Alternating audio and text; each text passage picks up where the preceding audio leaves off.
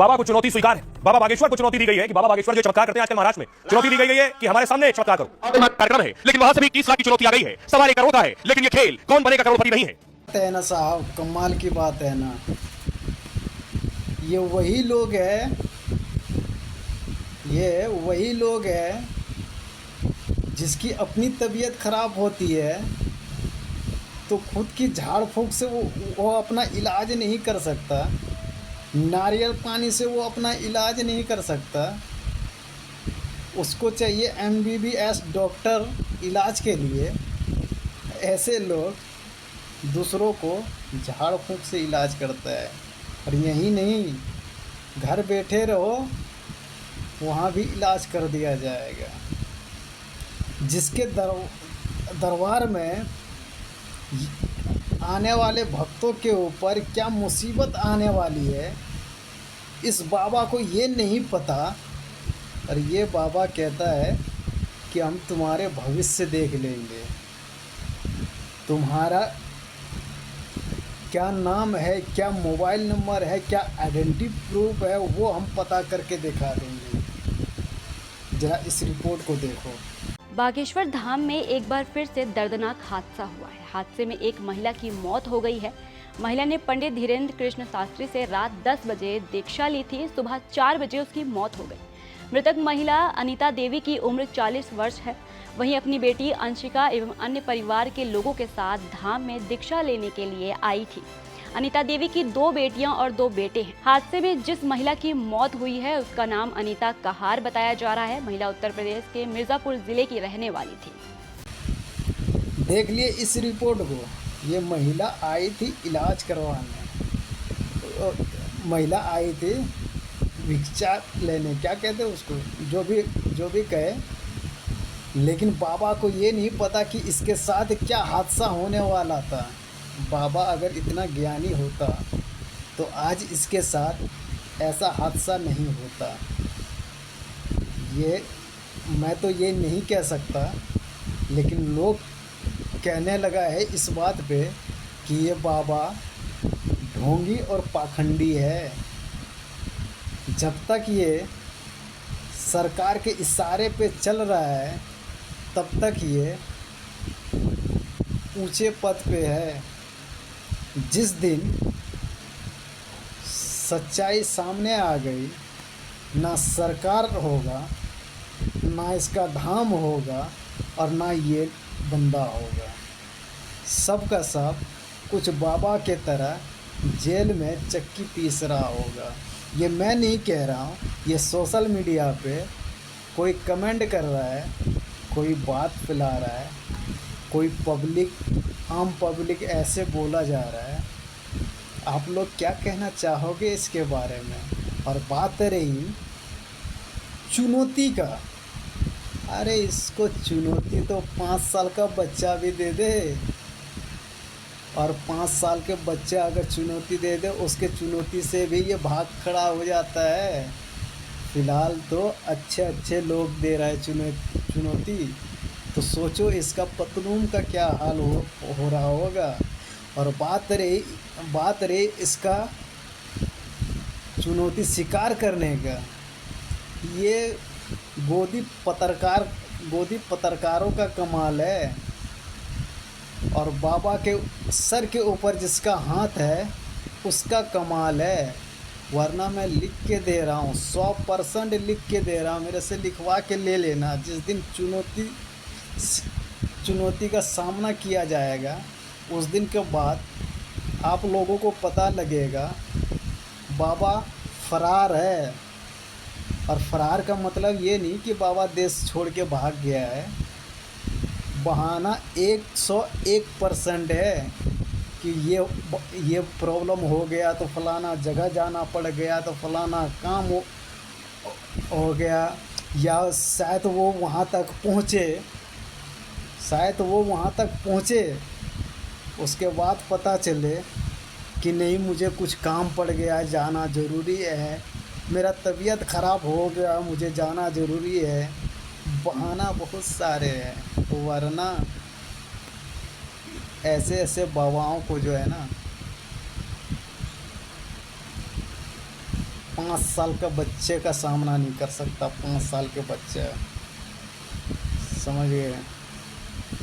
वरना अगर बाबा, अगर ये सच होता ना तो इसके धाम में आए हुए श्रद्धालु के ऊपर क्या मुसीबत आने वाली है, या क्या मुसीबत आने वाली थी, क्या मुसीबत आ रही है, उसको बाबा पहले ही उंगली दिखा के, नारियल दिखा के, लाल कपड़ा दिखा के उसको रोक दिया गया होता।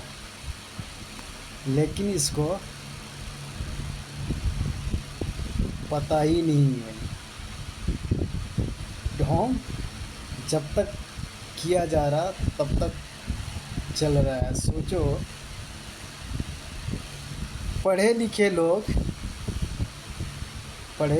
लोगों के बारे में हमारे देश का प्रधानमंत्री जी कहते हैं कि चाय और पकोड़ा बेचेगा, वो भी एक नौकरी है। और अनपढ़ लोग, छपरी लोग, सोचो, जिसको कोई ज्ञान नहीं, जिसको धर्म के बारे में कोई अता पता नहीं, वो लोग बाबा बन के कोई 5 साल का, कोई 10 साल का, कोई 25 साल का, कोई 50 साल का अनपढ़ लोग बाबा बन के आज करोड़पति बना पड़ा है। और यही पढ़े लिखे लोग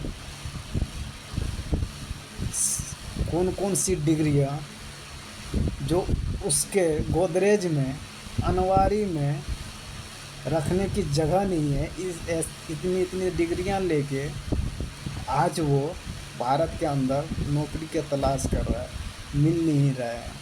उन लोगों से कहना चाहता हूँ, पढ़ाई लिखाई छोड़ो, सबसे सस्ता काम, ना तुम्हारा 2 रुपया खर्च प्लस 2 रुपया वापस आएगा।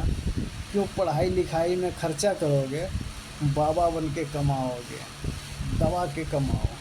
क्या कहना चाहोगे ऐसे लोगों के बारे में? अगर बाबा सच है तो उन लोगों के बात छोड़ो,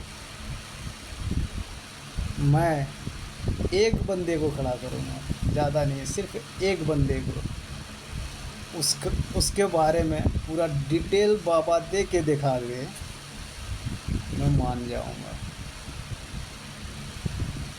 मैं मान जाऊँगा। इस बाबा को 100% का चुनौती है, और ये मजाक नहीं है। आप लोग क्या सोच रहे हैं?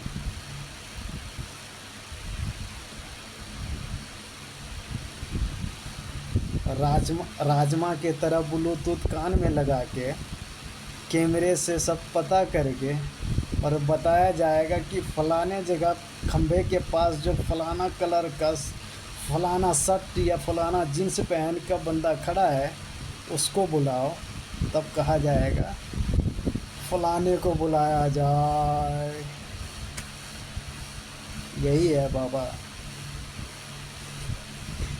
इससे तो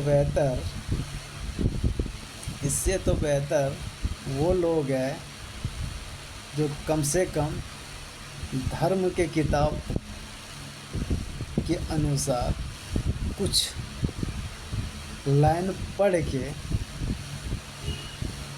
फूंक मार देता है, झाड़ फूंक कर देता है। इससे तो बेहतर वो लोग हैं कि कुछ तो धर्म के हिसाब से करता है। ढोंग तो वो लोग नहीं करता है, लेकिन फ़र्क ये है वो लोग आज भी गरीब है और जो ढोंग करता है वो करोड़ों में खेल रहा है। क्या कहना चाहोगे आप लोग? अपनी राय कमेंट बॉक्स में ज़रूर दे के जाना। जय हिंद, जय भारत। कमाल की बात है ना साहब, कमाल की बात है ना। ये वही लोग हैं जिसकी अपनी तबीयत ख़राब होती है तो खुद की झाड़ फूंक से वो अपना इलाज नहीं कर सकता, नारियल पानी से वो अपना इलाज नहीं कर सकता। उसको चाहिए MBBS डॉक्टर इलाज के लिए। ऐसे लोग दूसरों को झाड़ फूंक से इलाज करता है। और यही नहीं, घर बैठे रहो वहाँ भी इलाज कर दिया जाएगा। जिसके दरबार में आने वाले भक्तों के ऊपर क्या मुसीबत आने वाली है, इस बाबा को ये नहीं पता। और ये बाबा कहता है कि हम तुम्हारे भविष्य देख लेंगे, तुम्हारा क्या नाम है, क्या मोबाइल नंबर है, क्या आइडेंटिटी प्रूफ है, वो हम पता करके दिखा देंगे। जरा इस रिपोर्ट को देखो। बागेश्वर धाम में एक बार फिर से दर्दनाक हादसा हुआ है। हादसे में एक महिला की मौत हो गई है। महिला ने पंडित धीरेन्द्र कृष्ण शास्त्री से रात 10 बजे दीक्षा ली थी। सुबह 4 बजे उसकी मौत हो गई। मृतक महिला अनीता देवी की उम्र 40 वर्ष है। वहीं अपनी बेटी अंशिका एवं अन्य परिवार के लोगों के साथ धाम में दीक्षा लेने के लिए आई थी। अनीता देवी की 2 बेटियां और 2 बेटे हैं। हादसे में जिस महिला की मौत हुई है उसका नाम अनीता कहार बताया जा रहा है। महिला उत्तर प्रदेश के मिर्जापुर जिले की रहने वाली थी। देख लिए इस रिपोर्ट को। ये महिला आई थी इलाज करवाने, महिला आई थी भिक्षा लेने, क्या कहते हैं उसको, जो भी कहे। लेकिन बाबा को ये नहीं पता कि इसके साथ क्या हादसा होने वाला था। बाबा अगर इतना ज्ञानी होता तो आज इसके साथ ऐसा हादसा नहीं होता। ये मैं तो ये नहीं कह सकता, लेकिन लोग कहने लगा है इस बात पे कि ये बाबा ढोंगी और पाखंडी है। जब तक ये सरकार के इशारे पे चल रहा है तब तक ये ऊंचे पद पे है।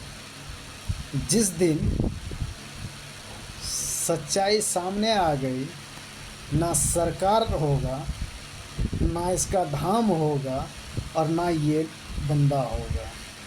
सब का सब कुछ बाबा के तरह जेल में चक्की पीस रहा होगा।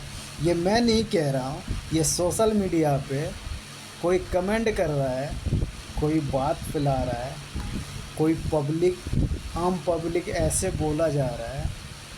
आप लोग क्या कहना चाहोगे इसके बारे में। और बात रही चुनौती का, अरे इसको चुनौती तो 5 साल का बच्चा भी दे दे, और 5 साल के बच्चा अगर चुनौती दे दे, उसके चुनौती से भी ये भाग खड़ा हो जाता है।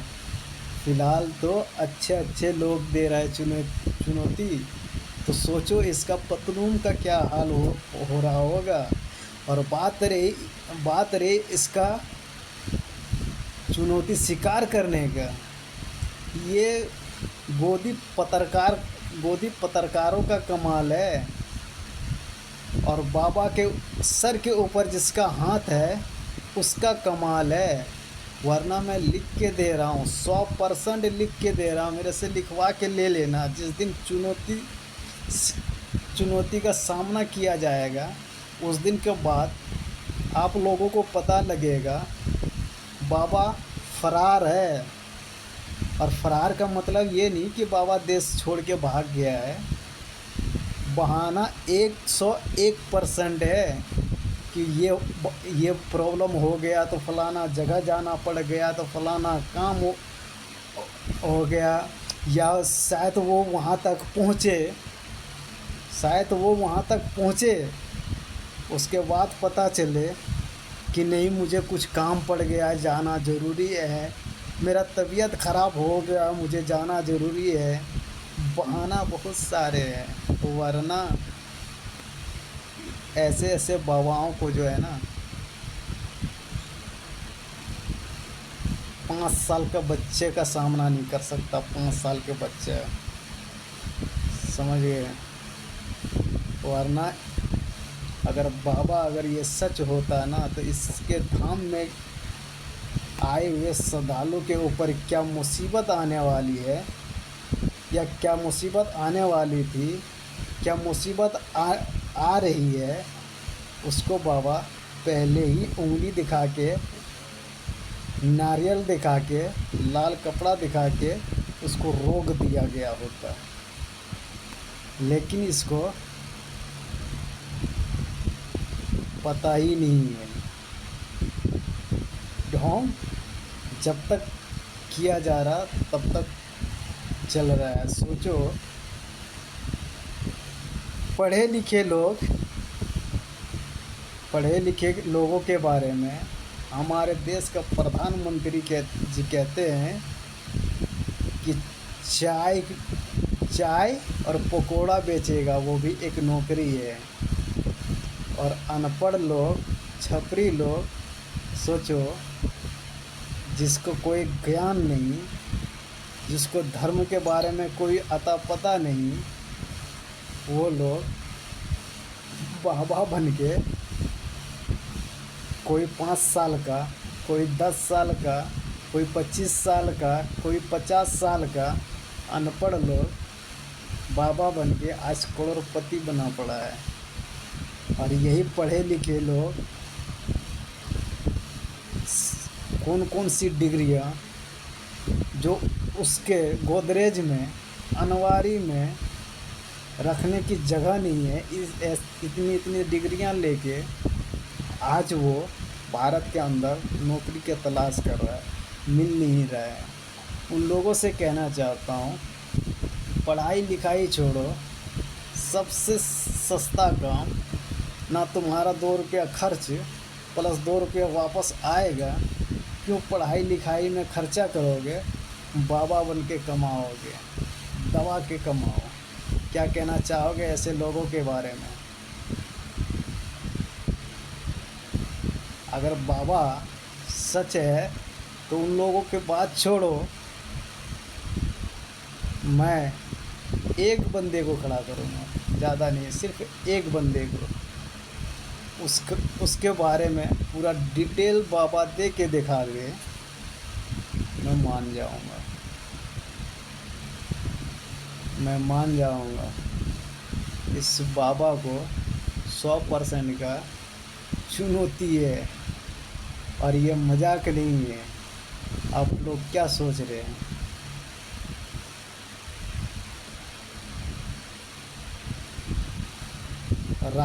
राजमा के तरह ब्लूटूथ कान में लगा के कैमरे से सब पता करके और बताया जाएगा कि फलाने जगह खंभे के पास जो फलाना कलर का फलाना शर्ट या फलाना जीन्स पहन का बंदा खड़ा है, उसको बुलाओ। तब कहा जाएगा फलाने को बुलाया जाए। यही है बाबा। इससे तो बेहतर वो लोग हैं जो कम से कम धर्म के किताब के अनुसार कुछ लाइन पढ़ के फूंक मार देता है, झाड़ फूंक कर देता है। इससे तो बेहतर वो लोग हैं कि कुछ तो धर्म के हिसाब से करता है। ढोंग तो वो लोग नहीं करता है, लेकिन फ़र्क ये है वो लोग आज भी गरीब है और जो ढोंग करता है वो करोड़ों में खेल रहा है। क्या कहना चाहोगे आप लोग? अपनी राय कमेंट बॉक्स में ज़रूर दे के जाना। जय हिंद, जय भारत।